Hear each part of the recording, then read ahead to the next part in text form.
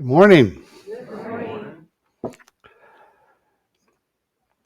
So we begin a new year, and I just want to read to you a little bit about what we're going to be talking about this year and this month and where we're headed and all those things right off the website. So you can go read it for yourself later if you want, but I want to read it to you. Our theme this year is creating a spiritual foundation, where we'll be studying ways of building up our spiritual awareness and exploring the application of many of the core principles of the science of mind, using the analogy of construction. We'll begin as the architects of our lives and end the year with living from the inside out. This year is sure to be filled with lots of new experiences and opportunities for us to grow. So if you're ready to expand or strengthen your spiritual awareness, join Reverend Jill and Reverend Lee all year as we create a spiritual foundation. In January is the time many of us resolve to make changes in our lives. If you are just beginning to build a spiritual foundation, or you've been under construction for years, like some of us, we'll begin by assembling the basic spiritual tools we'll need throughout the year.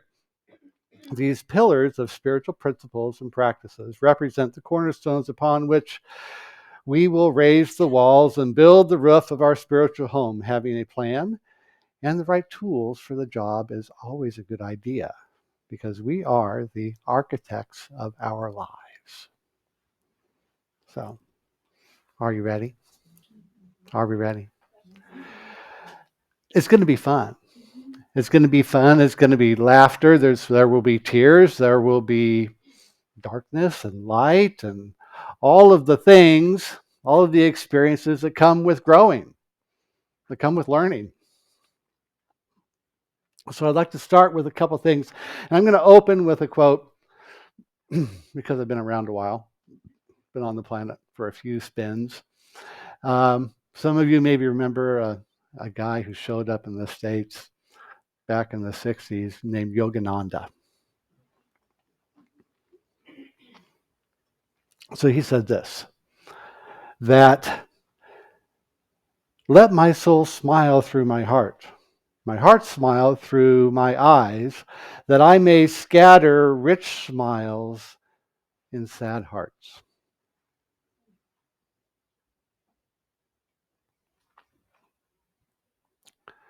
Today, we're going to talk about laying the foundation of this spiritual growth.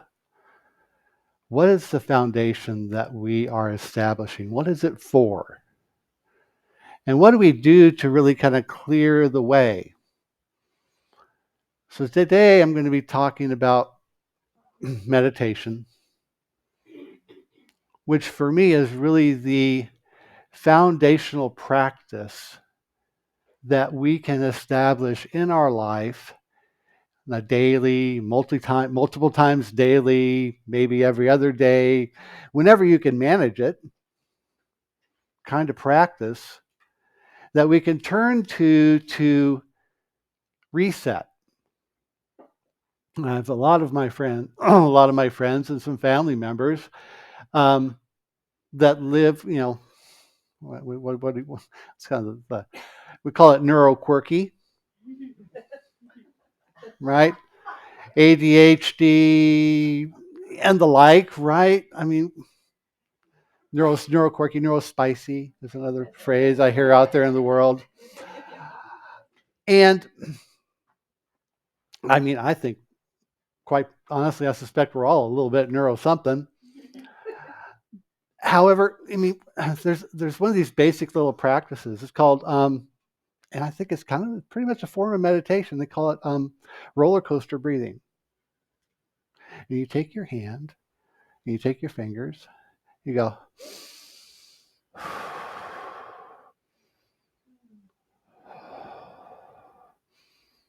and you just roll your finger up and down and breathe slowly. And what does that do for you? It's a reset. We pause and we breathe.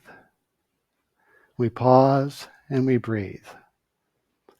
And isn't that just a simple, basic form of meditation? Even if I take 30 seconds or 10 seconds to pause and refocus on simple breathing, that brings me back to center.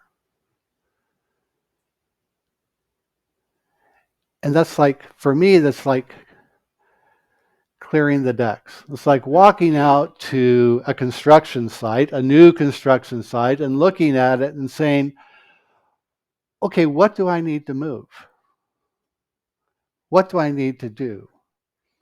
What are the trees? Is it like some abandoned site in the middle of town where we need to clear away the trash before we even start thinking about mapping out the foundation? And before that, isn't there an idea? Isn't there a site plan that we're working with? Somebody walked out and said, well, I've got 100 feet of road front and I've got 30 feet back from there and I've got another 100 feet in the back. It's kind of a square, rectangle-ish kind of space that I'm going to work with. What do I want to put there? What's the vision for this space? What's the vision for the building? And even before that, what kind of business am I putting there? Is it a service? Is it a restaurant? What is it?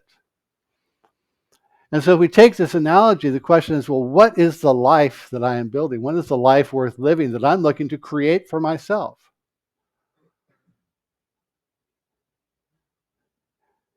And so over the course of starting today and over the course of this year, we're going to be looking at how am I building up this thing I called my life?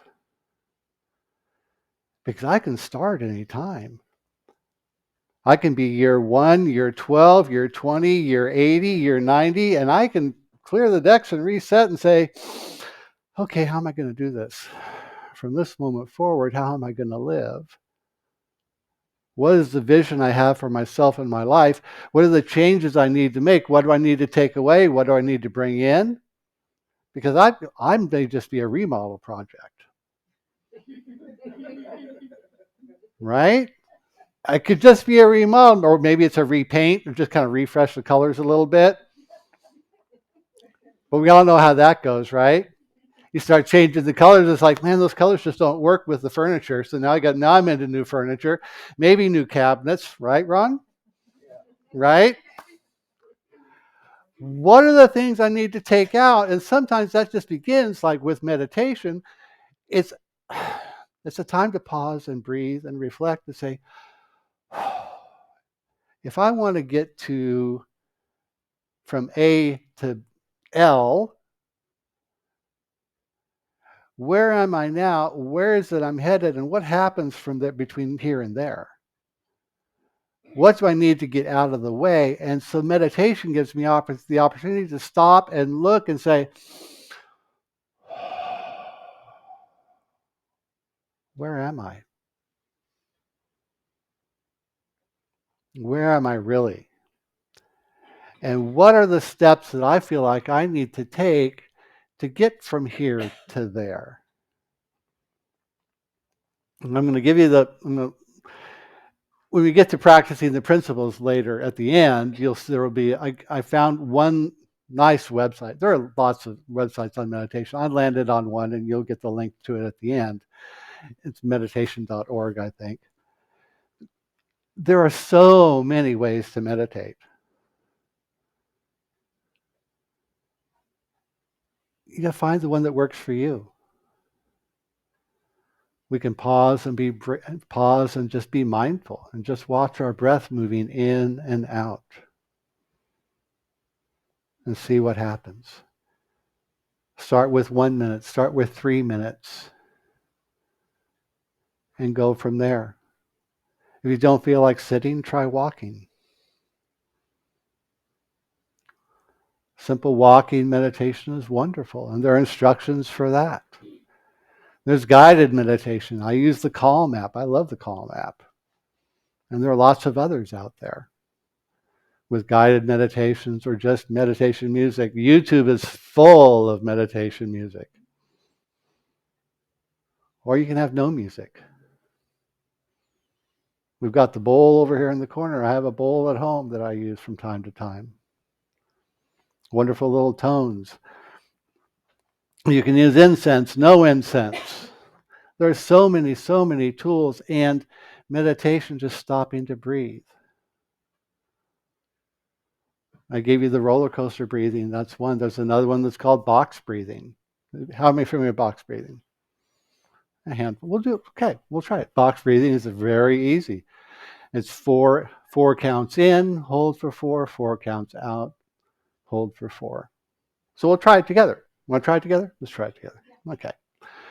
So in, 2, 3, 4, hold.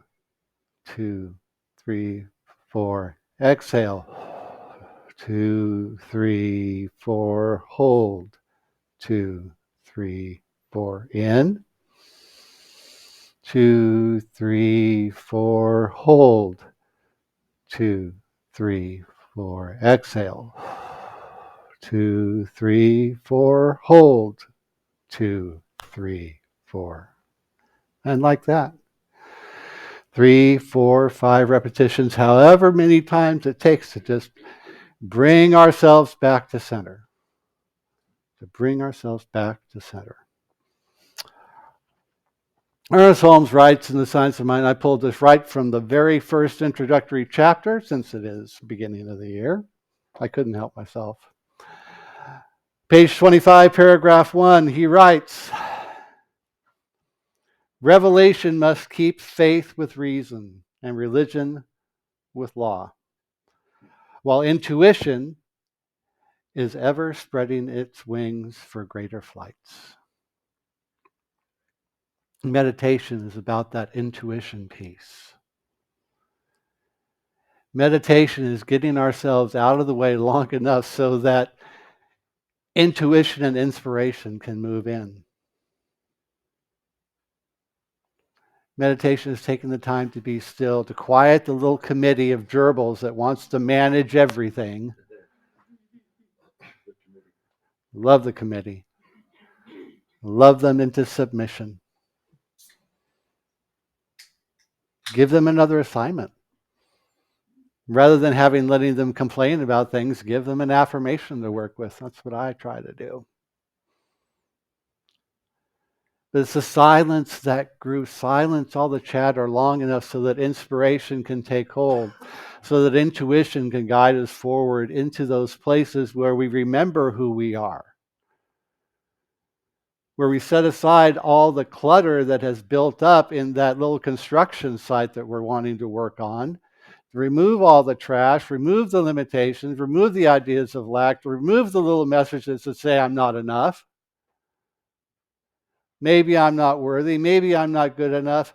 Maybe I've made so many mistakes that I'm unforgiven or unforgivable or unlovable, of all those nasty little stories we tell ourselves because we did all this stuff when we were teenagers or 20s or 30s or 40s or 50s. We made mistakes just like every other human on the planet, by the way. We did all that. And we have survived every challenge we have faced up until now. And so, you know what? I've earned the right to occupy this space. And so have you.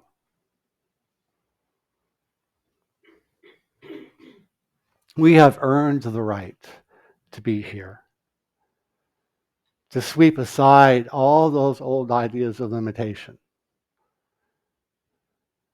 and allow the time in silence, the time in peace, the time in meditation to open the doors and allow that larger idea of remembrance, of remembering who and what we are long enough to take hold so we can find freedom, which, as Ernest Holmes says, is the birthright of every living soul. We get to do that. He goes on to say, Ernest does, on page 33, There is that within every individual which partakes of the nature of the universal wholeness and is God. There is that within us which partakes of the nature of the divine being, and since it partakes of the nature of the divine being, we are divine. Remember that. Remember that with me when we get challenged throughout the day. Remember that in the morning when I wake up and I'm not quite 100%. Maybe I'm 40. Or maybe I'm feeling 20% this morning. Remember that there is that spark of divinity in you that we can turn to, that you can turn to, that I can turn to, and take a deep breath and fan the flame of that fire and light it up. That's what meditation gives us the opportunity to do.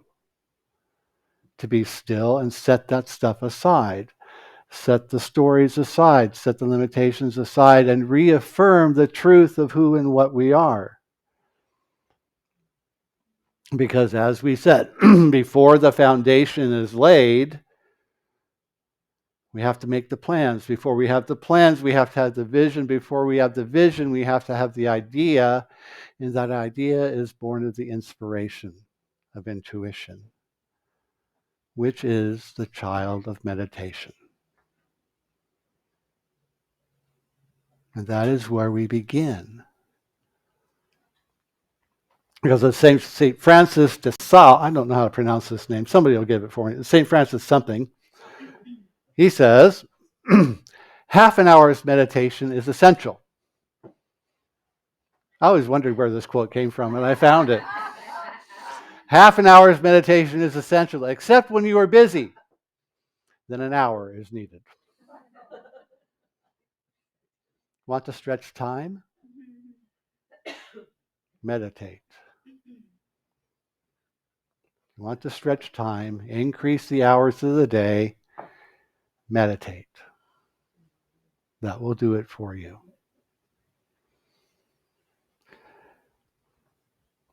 And then I can read, I can hear this name in my head every time I read it. To say it out loud is a whole other thing. Whatever. Next one. There we go. Meditation can help us embrace our worries, our fears, our anger, and that is very healing. We let our natural capacity of healing do the work. And what is healing? By way of meditation, healing is, and this is, in Ruth's class, we will be talking about this a lot. And Curtis Hopkins tells us that, and Ernest Holmes and all the rest, that healing is not creating anything new. Healing is merely revealing the divine idea that is already present within us. Healing is not creating anything new. Healing is merely revealing the divine idea of who and what we are. It's already pre-existent within us. We are stripping aside the ideas of limitation. We're stripping aside false notions of who and what we are in order to reveal the healing or to reveal the divine idea of who and what we are. Meditation, the practice of meditation, and focusing on that divine idea, that perfect pattern of who and what you are, goes a long way to that. To moving past fear, to moving past doubt, to moving past uncertainty. Allowing the mind to be still. And one-pointed focus makes all the difference in the world. And going back to what Yogananda said, and what I shared with all of you in the beginning, to let my soul smile through my heart.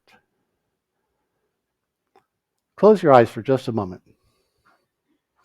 And just think the word smile. And feel that word smile, smiling through my heart.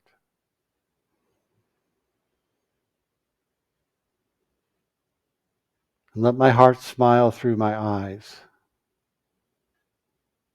that I may scatter rich smiles in sad hearts. And then open your eyes.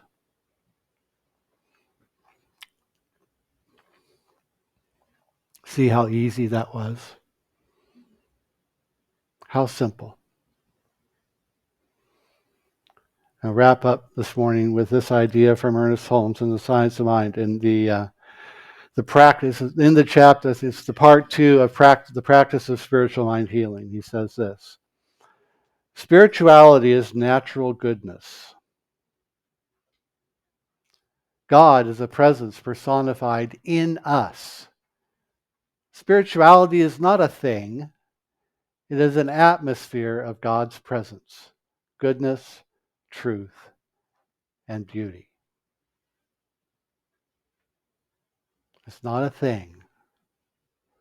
It is an atmosphere of God's presence, goodness, truth, and beauty. The practice of spiritual mind healing, affirmative prayer, spiritual mind treatment, the foundation of all that is in the practice of recognition and unification. Reverend Jill will be talking about this later in the month. The 5 steps of treatment, remember? Recognition, unification, realization, thanksgiving or gratitude, and release. The first 2, recognition and unification, have their grounding in meditation, in recognizing the infinite and universal presence that God is in, through, around, and as each and every one of us. Recognizing, unifying, being that oneness, this connection that we feel. This is the ground floor. This is the foundation, meditation, for where we are headed. Not just today, not just this month, not just this year, but for the rest of our lives. So now, it's to you. What questions, comments, ideas might you have today? Thank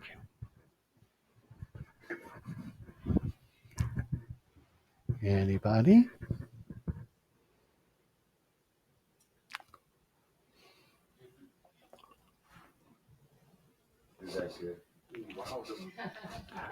Three, two. Oh, got one. Okay.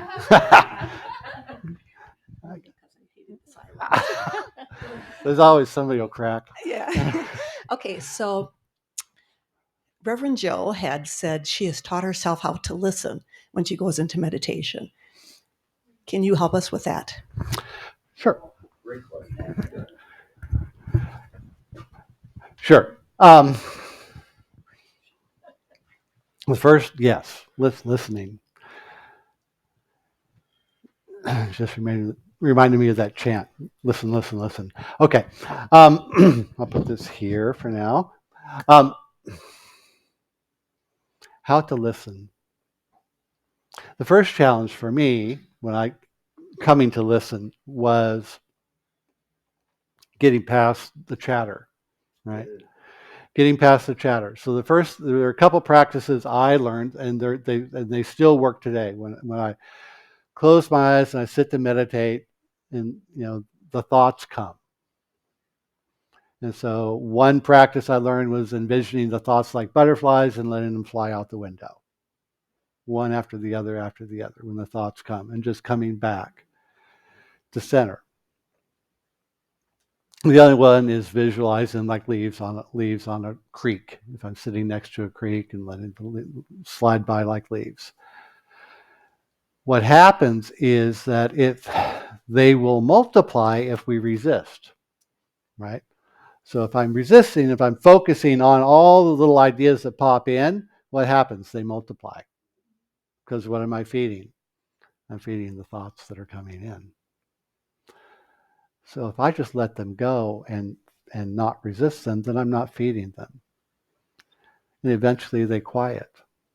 Eventually they stop. And that's the moment that I can listen and stay open to receiving. For me, listening and hearing inspiration, listening and hearing intuition, listening and hearing divine guidance, if you will, comes as a result of being willing to receive and to not resist. So that is how, thank you for the question, that is how I got there. I have part B. Yes. Okay, so how can you tell the difference between your mind? Okay, so you're quieting in your mind, and then all of a sudden you get thoughts. How can I tell the difference between my mind chatter or divine inspiration? For me, the difference is, yeah, for me, good question, great question. For me, the difference is it life-giving? That's my test. My test is is it life-giving? Is the idea life-giving? Is it expansive?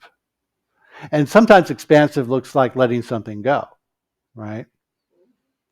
Or making a different choice. But it's always a life-giving thing. It's always a loving, life-giving, inspiring idea. Yes, ma'am? Okay, so my latest spot, I should go to Europe. Is that life giving? Only you can answer that. Oh, yeah. Yeah, I mean, okay. Okay, good. All right. There we go. Thank you, Colette. Anybody else? Yeah. Okay.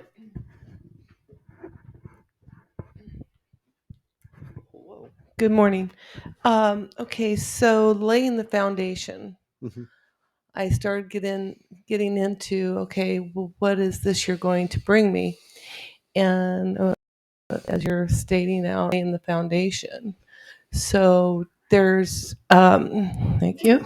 Excuse me. I had just a couple foundation ideas, and then I get stopped. Mhm. How do I keep going and continuing on that, laying the foundation? Okay, great. Thank you, Valerie.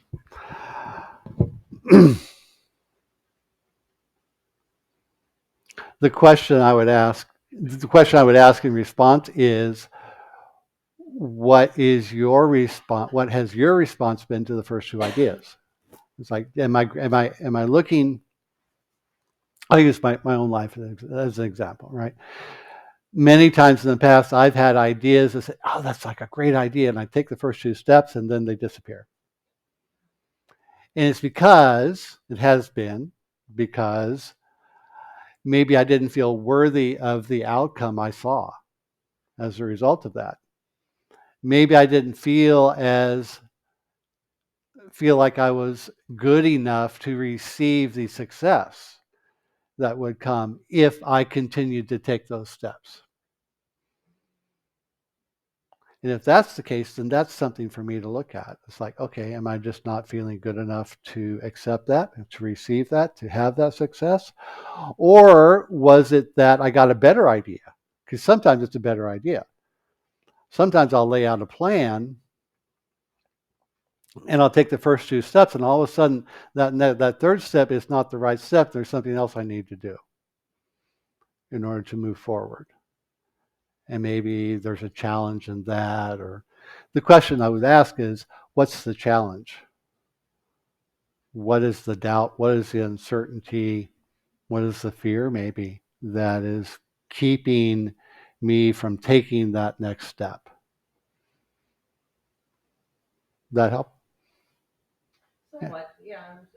Just that the thought of getting beyond just the first or second steps of the foundation and getting way beyond Right. all of that. Right. Start building. Right. And sometimes it's like beginning with the end in mind, right? And then we have the first two steps. And sometimes I know that I've had situations where all of a sudden I take those first two steps, and then the end that I had envisioned is completely different. And it's like, what? Right? And so it's kind of, I've got to come back and kind of reevaluate and relook and rebuild the plan, right? So, okay, great. Great. Thank you, Colette. Thank you, Valerie. Time to begin wrapping it up. So let's go into practice principles. Real simple this week, friends. Real simple.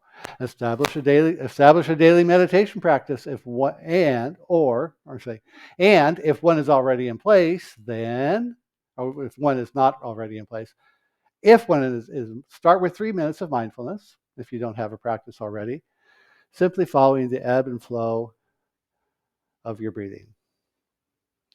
Add time as you feel moved to do so. And then, if you already have a practice, maybe try a new one because practices get stale. They do. They get stale. Try a new one. Some options can be found at www.mindful.org. How to meditate. Great little website. Wonderful little examples. They have guided meditations there, links to all kinds of stuff. I was impressed with it. I had never run into it until yesterday. It was great. Spent some time exploring the website. So let's do that. So let's take all of this into prayer this morning.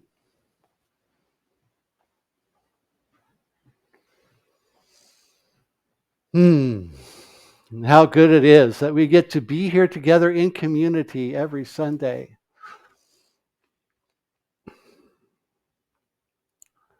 Thankful for each and every person here. Thankful for the people online. We know that each and every one of us in this moment,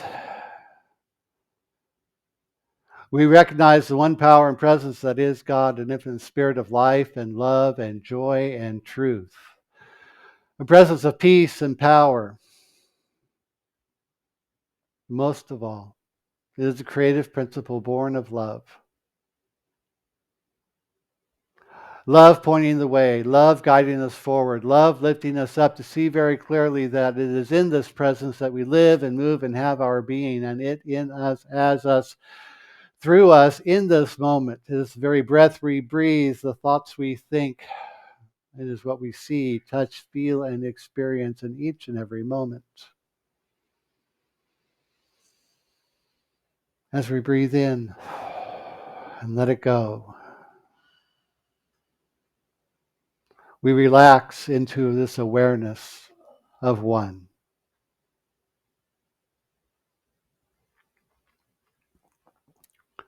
It is from this awareness of one that I speak this word for each and every person here, for those with us online, anybody, anywhere who has a desire in their hearts right now for an expanded awareness of the divine idea that we are.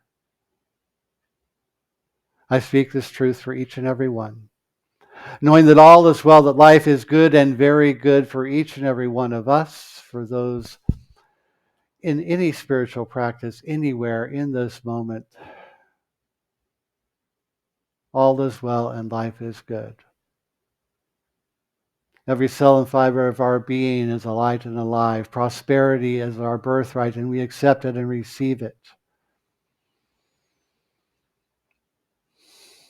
Joy and love abound in our experience of this life. All is well. All is in divine order in every moment. We are guided, guarded, and directed to do and to be and to express and to experience that which is ours now and in every moment.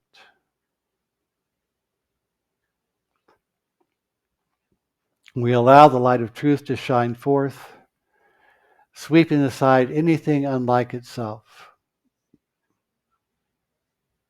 and guiding us in the paths of love and joy and health and wholeness. We are at peace.